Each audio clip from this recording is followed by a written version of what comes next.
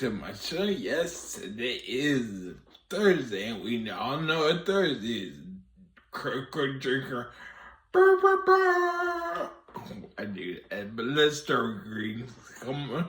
Hello, my name is Daniel. I'm here. Guy in the chair. He said it. And yes, today is Thursday, and Croco Drinker will hear his review of the Super Mario Galaxy. So let's sit back and enjoy. Life really is a matter of perspective, dear viewer. One man's trash could be another man's treasure, and the only thing separating the two is what personally matters to them. Case in point, Super Mario Galaxy, a film that's poised to dominate the April box office and is probably going to be one of the few movies this year to hit $1 billion. But is it actually worth your time and money? Well, it all comes down to perspective. If you're a little kid with ADHD who just wants to see lots of bright colours and action and loud noises and a plot that literally never lets up for a single second, or a lifelong Nintendo superfan who's content to bask in the warm, comforting glow of nostalgia while munching member berries as they allow the film to carry them back into a simpler, happier, more innocent time in their life, then well, you can safely ignore everything I'm about to say in this review and just go see the film. You'll probably have an absolute blast and come away happy and contented, even if you're not entirely sure what you just saw, but you probably won't care. And the drinker supports this. Never let it be said I want to get in the way of people having a good time. If, however, you're hoping for something just a little deeper, maybe some meaningful character arcs, or a story that tugs at the heartstrings and stays with you longer than the walk back to your car, you're probably going to come up short with this one. Allow me to elaborate. The story, such as it is, picks up sometime after the events of the first Mario movie. Bowser is now imprisoned by Mario and Luigi after being defeated at the end of the previous film. Princess Peach is now the benevolent ruler of the Mushroom Kingdom, and all seems to be going well. Until this weird little star thing shows up one day to report that Peach's long-lost sister Rosalina has been captured by Bowser Jr., who's planning to use her power to free his dad from prison so that they can take over the galaxy together.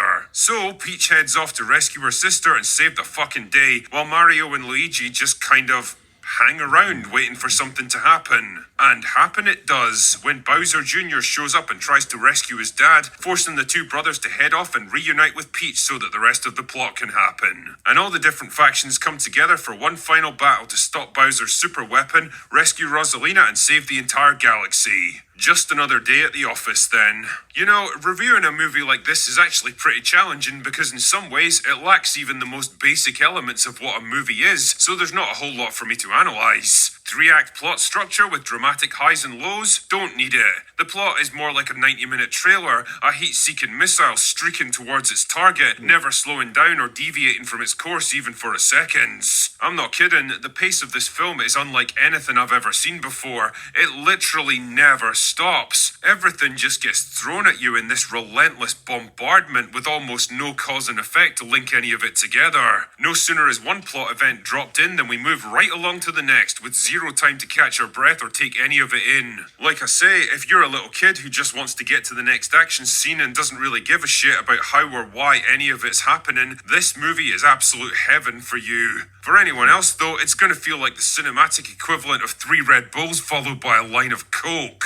Character arcs? Nah, not really. Nobody really learns anything about themselves or changes through the course of the film. They never have to make difficult choices that tell you more about them as people. They all just kind of get pulled from one set piece to another depending on the whims of the writers. What's interesting though is that for a movie with Mario's name on the poster, the script actually has very little interest in Mario or Luigi. For the most part, they're just kind of along for the ride, playing second fiddle to far more important characters. The real narrative focus is split between Peach, who's on a quest to rescue her sister and forms what I could best describe as the core of the film, and Bowser, who's caught between loyalty to his son and his friendship towards the Mario brothers. I mean, it's not exactly deep and meaningful character work, but it's something, I guess. But remember what I was saying about perspective? Well, you can always rely on Grace Randolph to provide you with a particularly retarded one.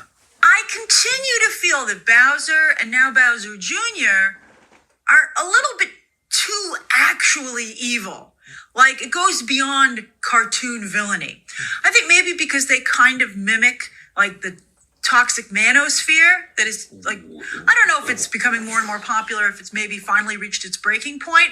What you just said is one of the most insanely idiotic things I have ever heard. At no point in your rambling, incoherent response were you even close to anything that could be considered a rational thought. I'm going to be honest here, I have literally no idea what she's talking about, and I think most people watching her review didn't either. There is nothing even vaguely resembling the toxic manosphere in these two characters. It's just a generic story about a son trying to live up to his father's legacy, only to realise he maybe didn't understand the legacy quite as well as he thought. As I said earlier though, the real focus here is on Princess Peach, and holy shit do they go all in on this character, to the point where it starts to feel like some weird fetish on the part of the writers. She is, without a doubt, the most powerful, capable, and important character in this entire universe, and it's not even close. Time after time, she defeats literally dozens of enemies all at once with zero difficulty, overcomes every trap and obstacle with ease, finds every piece of information she needs, and ultimately unlocks her true power to save the entire galaxy. I mean, it doesn't feel mean-spirited or anything. I never got the impression the film was trying to crap on men or anything like that, but Jesus Christ, you do know there's other characters in this movie, right? Like, why even put them in there if you're just gonna have Peach do basically everything by herself? At this point, we're so far into the princess who rescues herself trope that she doesn't just rescue herself, she even rescues another fucking princess while she's at it. On that subject, a lot of people in open bar last night were asking me what Brie Larson's Rosalina is like. Is she a Captain Marvel-style girl boss who's out to dominate every situation and put the boys in their place?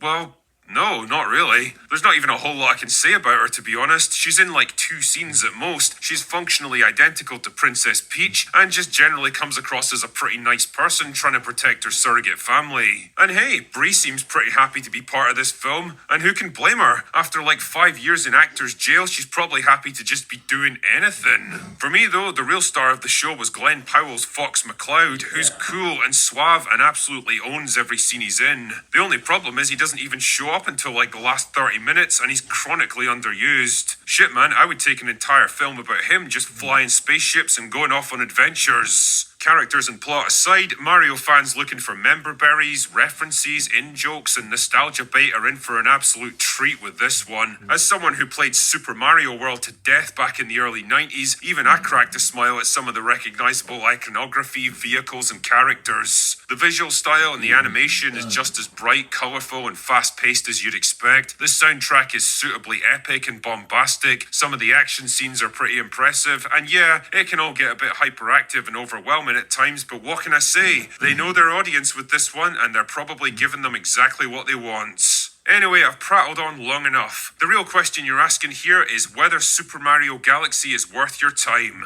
Well, the best I can say is that if you like the first one, you're probably going to enjoy the sequel just as much. It's really just more of all the things you got last time with everything dialed up to 11. It's bright, it's colourful, it's fast-paced, and if you're willing to switch your brain completely off, then there's fun to be had with it for sure. If, on the other hand, you're looking for a movie that's deeper than a puddle, that has an actual story to tell and interesting characters to delve into, you're probably looking in the wrong place. As I say, it all comes down to perspective. Anyway, that's all I've got for today. Go away now. Hey guys, I hope y'all liked it. Do go see the movie if you want to go see it. I enjoyed it. And the references were glorious. And the weapon Bowser Jr. had was the old Nintendo, the gun controller, the long one, the actual rifle one. I don't remember the name of it, but I recognized it because the fact and all. But hey, I hope you heard it and you liked it and you want to see more of this. Don't forget to like, comment down below, share, and then subscribe. And I'll be an awesome night and the rest of the day very well. And I'll see you in the next video. Bye.